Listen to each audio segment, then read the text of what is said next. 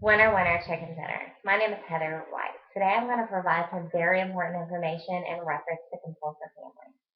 I've been a table games dealer for 5 years now, so I feel very qualified to talk about this topic to you. I see it all the time in the casino, and it's very heartbreaking. Today I'm going to provide some information on the types of gambler there are, what is compulsive gambling, the causes of compulsive gambling, and the treatment that is available to you. The types of gamblers that there are is the professional gambler, the social gambler, and the problem gambler, which is the compulsive gambler. The professional gambler is the rarest form of gambler. It is how they make their income. It takes a lot of skill to be able to gamble professionally. The gambler must know all ins and outs of the game. All their time, money, and energy is expelled into gambling. This is their career. This is how they make their money. The social gambler is the most common form of gambling. The social gambler sees gambling strictly as entertainment. All the money they expend on gambling is simply just a cost for their entertainment. In most cases, the social gambler has no problem with financing their cost towards gambling, unlike the problem gambler, which is compulsive gambler. Problem gambling is the worst form of gambling.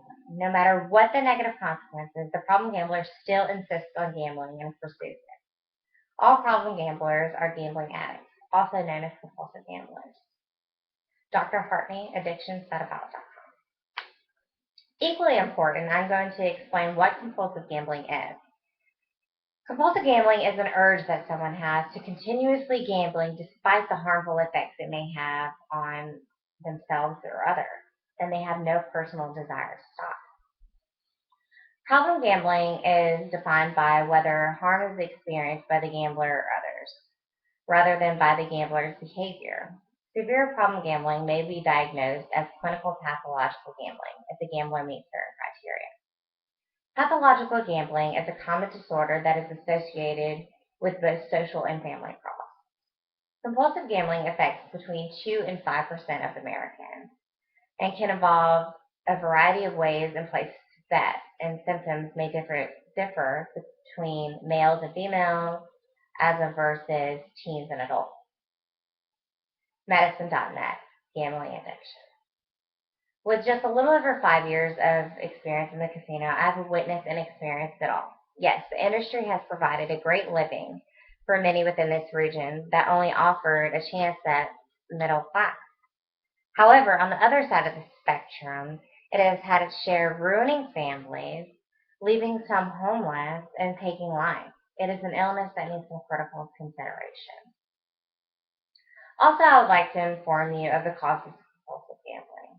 The exact cause of compulsive gambling is not quite yet understood, but it is, however, resulted from biological, genetic, and environmental factors. The simplest way to explain the biological factor of compulsive gambling is in the degree of which someone enjoys gambling. They may enjoy it so much that it is so hard to resist, whereas another person that enjoys it has no resistance at all. 7counties.org, what causes gambling addiction? Furthermore, I would like to tell my audience about the treatments that are available for compulsive gambling. There are so many different types of treatments that are available. I'm only going to talk to you about the most effective types of treatment. Group therapy is one of these treatments. This treatment is useful because it allows the addict to know that they are not alone. This is very helpful in their recovery process. Another type of treatment available is the ability to voluntarily self-exclude from a casino, which not all gambling is in the casino, but that's one type of treatment that is very effective here on the Gulf Coast alone. Voluntary self-exclusion is a federal law enforced by the Gaming Commission in each state. In Mississippi, you have an option to self-exclude yourself voluntarily for a term of 3, 5, 10, or life. Self-exclusion is a way you can prevent yourself from being able to enter or gamble in any casino in that one state that you self-exclude from. In attempts at self-control, some gamblers self-exclude themselves from gambling venues. But that isn't all easy as telling themselves that they won't go. That equates to an alcoholic saying that they won't have a drink. It is very difficult to sustain such a power alone.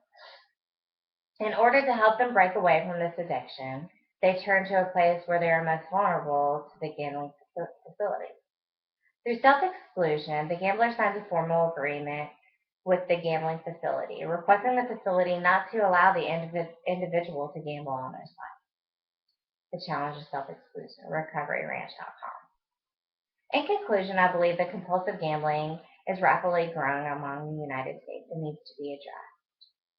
In my speech, I went into detail on the types of gambler there are, what is compulsive gambling, the causes of compulsive gambling, and the treatments that are available for it. I felt qualified to speak about this topic to you because of all the casino experience I had being a table games dealer.